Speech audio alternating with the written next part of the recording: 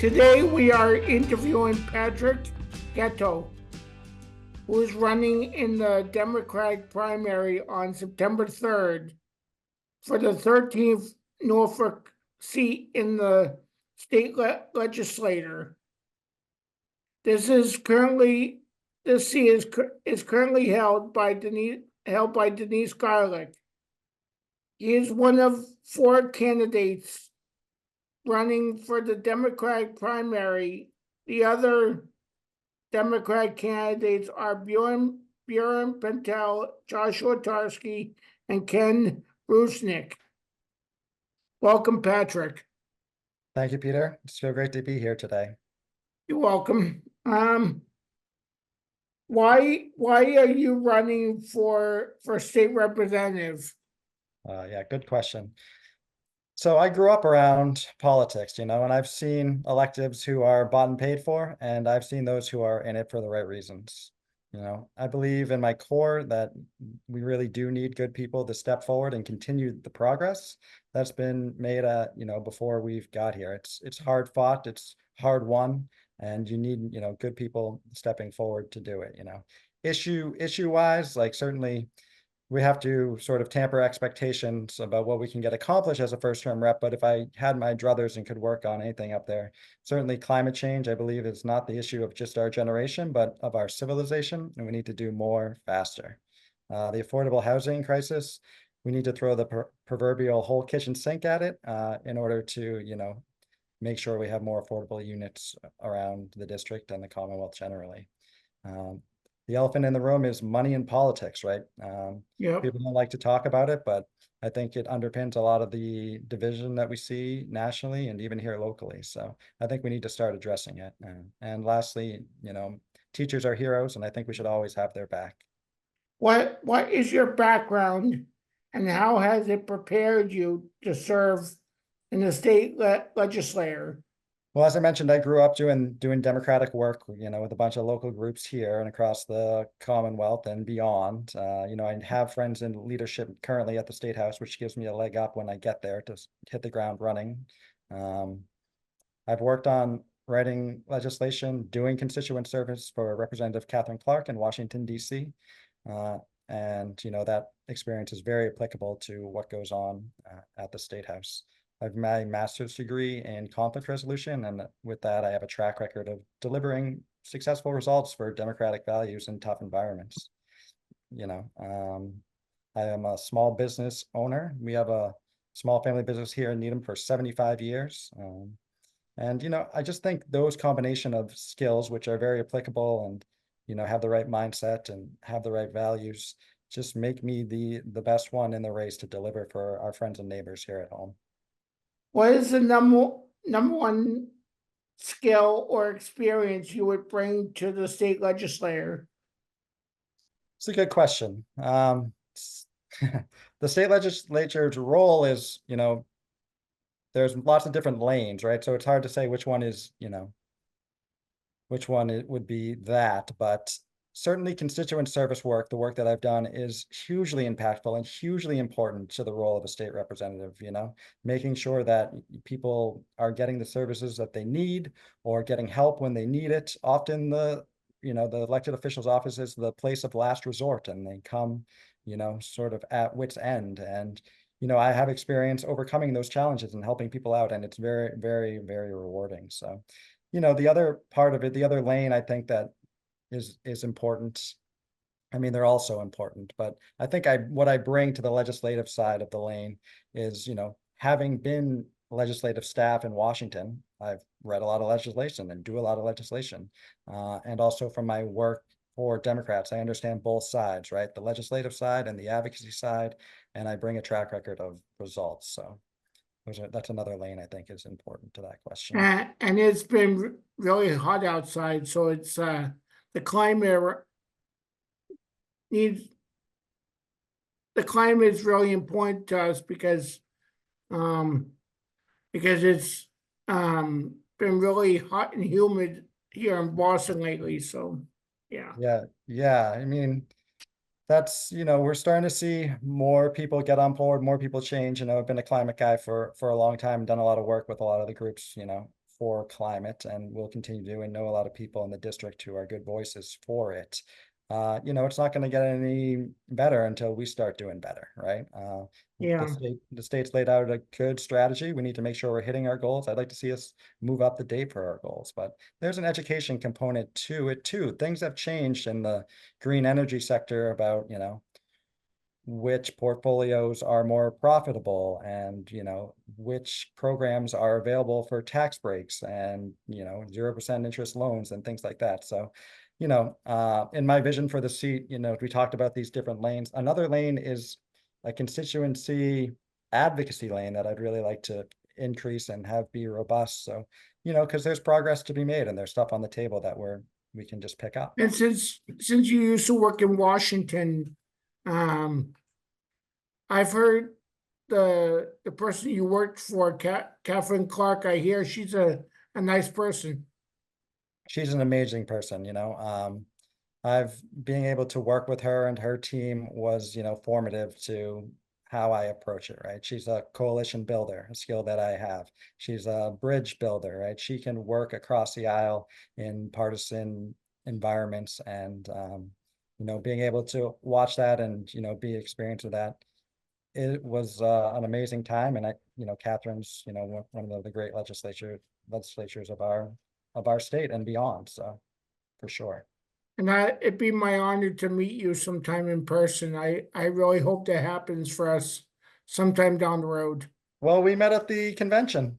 Oh, yeah, I remember. Yeah, that was so good to see you. What a day that was, right? Yeah, that Wow, was fun. that was so much fun. I love that. I've been going to that for almost a decade now.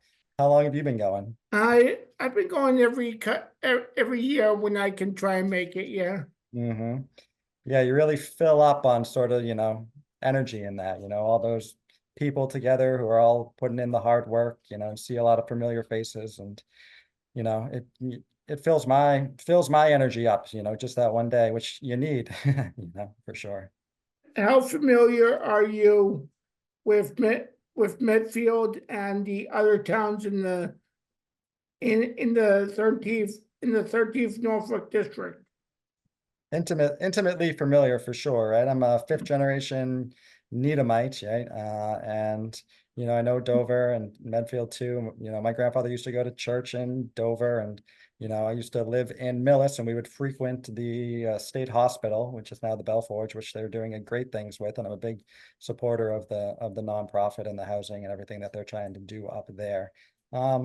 Just I grew up in the district, right? And doing things and knowing the people, and knock and knocking on a lot of doors too, so it's a great district. There's great people here, and it would be my honor to help push the progress forward for us all.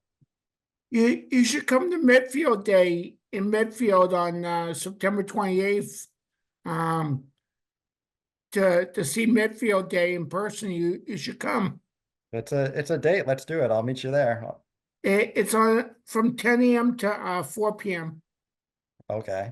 What time? Well, we'll figure out offline what time you're going so we can meet up there, because I would That'd be awesome. I'd love to have you there. yeah, definitely. And all the candidates are gonna have like their own booths and stuff like that, like to run for different offices. And Denise Mm-hmm. Skylark used to have a booth, and Mm-hmm. I don't know if she's having one this year, but uh, the Democratic ones have the Democrats from Medfield have their own booth at Medfield Day. So yeah, I think that's great. I think it's really important to, make sure that we're still connecting with the community, right? I mean, yeah, I think there are some reps who go up to Beacon Hill and they don't do it full time, and they don't, necessarily connect back in with the community, which is a loss, right? Because as soon as we're not connected back, we're in trouble, right? And as soon as we think we know everything, we're in trouble. So having things like that where people are getting together is great. I'm gonna be around the district and talking to people as much as possible if I'm fortunate enough to be the state rep, because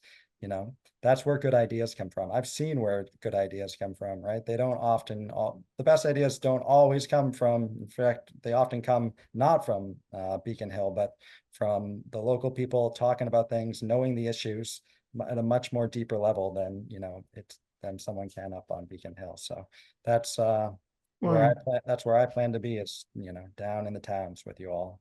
and it'd be my honor to be your friend. Oh, well, I'm honored. I think we're friends, so I think we're both feeling honored here today.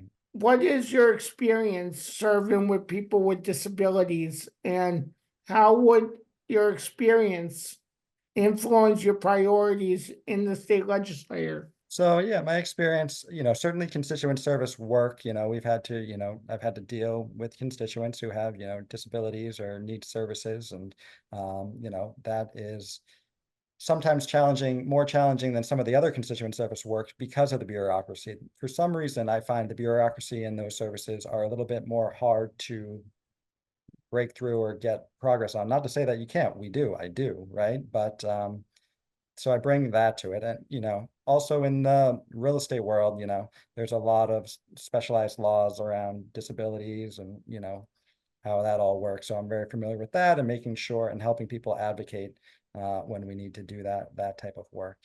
So, I bring from that experience to the job an understanding of how important that is, right? It's a challenging area, and and it makes the profound difference in people's lives, as a lot of casework does, right?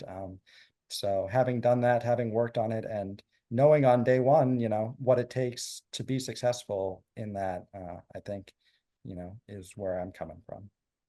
Do you have any endorsements? None that we're announcing at this time. What are your favorite activities outside of work? Yeah, right. Well, my favorite activities and my activities outside of work differ a little bit with a 5 and a 3-year-old, Uh, Uh, yeah, so, a lot of my time revolves around my kids, who I love and adore, and, I spend as much time with them as possible. that's nice. Yeah, they're the love of my life, and they're so great. So, we do hiking as a family. We try to get on vacations when we can. Um, we're into going to museums and taking in live theater, and whatever we can manage to fit into the busy schedule, for sure. And I'm an uncle myself. Yeah, Um, I didn't know that. Wow, my I congratulations. have two nieces, one named Kendall, she's one, and my niece Tenley, who's 3. Oh, She's are my they, sister's two daughters. So so are they, what do you think, Peter? Are they like a handful, or are they pretty easy to um my niece Kendall cries sometimes, but she's expected of that. So Yeah, um at that age, I think everyone cries. I know that I did. and my niece Tenley already calls me Uncle Pete, Oh, that sounds lovely. the one that's 3 years old, Tenley. So she already calls me Uncle Peter. So yeah, I Nice. love Well, it. you're blessed to have a wonderful family, so Yeah. congratulations. Um, can you summarize why you should be elected state rep? Sure, yeah. I'm the guy who's done legislation. I'm the guy who's done constituent services. I'm the guy who's from here. I'm the guy who has the education in politics. I'm the guy who has the experience doing this work and getting good results consistently. I'm the one who's a known commodity who can deliver. Um, I just think my mix of passion and expertise and values are going to be the ones that are going to deliver best for our friends and family and neighbors here at home, and um, I mean it when I say I want to work my hardest to do it, right? I mean, it's personal for me, and it means a lot to me, and it's a big job, and I'm going to go up there and give it everything I have, and I hope everyone will be proud of me if I'm fortunate enough to get there. Did you see the TV show link I sent you? I did, yes, thank you. I'm a very I enjoy what I do, which is do Medfield TV shows. So yeah. You are a celebrity, right? I mean, Yep. I think everyone knows you. When you're walking around town, do people come up to you and say, "Hey, I saw your show"? Yeah. Ah, that's And nice. sometimes my neighbors walk by and they tell me they have seen my shows and Oh, yeah, nice. No one does that to me, and I walk around the street and nobody recognizes me, so you're famous. yeah. We wish to thank Patrick for appearing on this episode of Special Times, and we congratulate him on seeking to serve as state representative. We wish him the best of luck in his campaign. Remember to vote in the primary on September 3rd. Stay tuned for future episodes of Special Times where we will interview each of the candidates for 13th Norfolk State Representative seat. Goodbye. Peter, thank you so much. It was so fun being on with you, my friend.